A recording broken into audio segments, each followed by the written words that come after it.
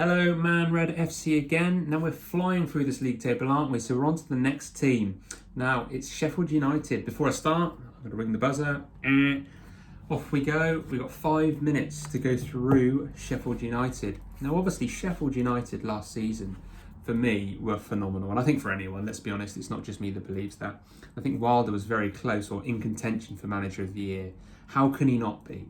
Newly promoted and really pushing before lockdown for a top 4 spot. That is absolutely ridiculous, considering the fact that they didn't sign many top players that you consider and they kept the core kind of group that brought them up. You'd have to say it's kind of unheard of.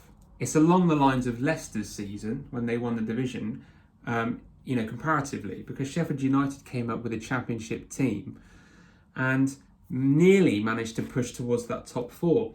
Now, obviously, they fell away and dropped to 9th in the Premier Division, but before lockdown, they were doing far better than that. When you look at their stats, so of the 38 games, it's literally identical across the board. 14 wins, 12 draws, 12 defeats. Now, that isn't too bad. Newly promoted side, FYI. Really, really good. Haven't been in the league for long, obviously. And if you combine the victories and the draws, that's 26 games unbeaten out of 38. That's ridiculous. That really is ridiculous.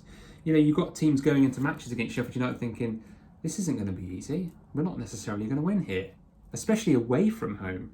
I mean, when we look at the stats even more, their home record was fantastic. 33 points at home. Their away record, not so strong with 21 points, but that just goes to show that their home record was so good, it makes their away record look a bit poor. And 9th is a phenomenal finish for them, really. The only downside for them is their goal scoring. It's low. It's 39 out of 38, so it's just over a goal a game. And it's actually, quite funnily, is that a word? Identical to their goals against, which is 39. So that every time they scored, they conceded. So it's like, you score, we score, you score, we score.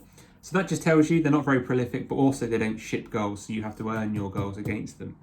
So there's a goal difference of 0. A goal difference of 0.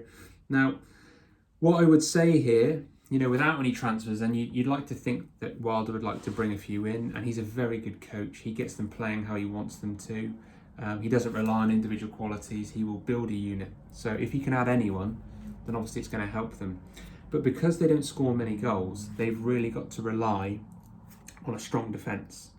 They really do. I mean, conceding as few they did, which is 39 and 38, that just goes to show that their defence is really good and has been really good.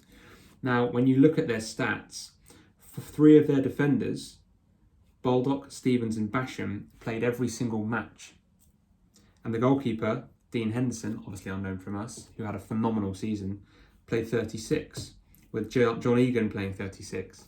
But that is a consistent run of matches, isn't it, for anyone's business?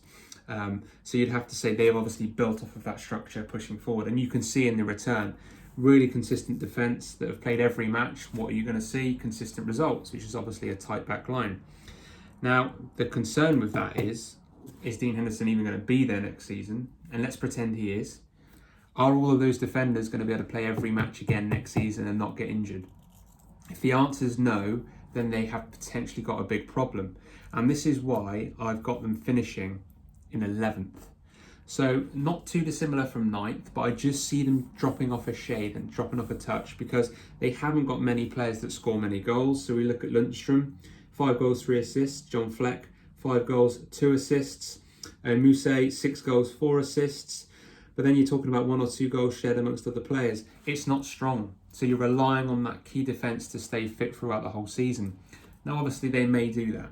But you're talking about players in Basham that's 31, Ender Stevens who's 29. So they're a bit older. So you might find they might start to pick up niggles. If their backline does start to get a few injuries and they have to get, obviously, the backup defenders in, then I can see them conceding more than they did, obviously, the season just gone.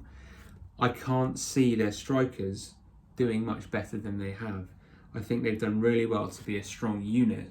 And because they haven't got really creative players and really prolific strikers, they've had to do that through the whole unit. They can't obviously be expansive because they haven't got the players to do it. So I can't really see their forward players as it stands doing much more than they have. I can potentially see their defenders maybe not playing as many matches, which is why I see them dropping from 9th to 11th. But you'd have to say 11th is still good. So Sheffield United fans, let me know what you think. Would you be happy with 11th? Yes or no? 5 minutes, nailed it.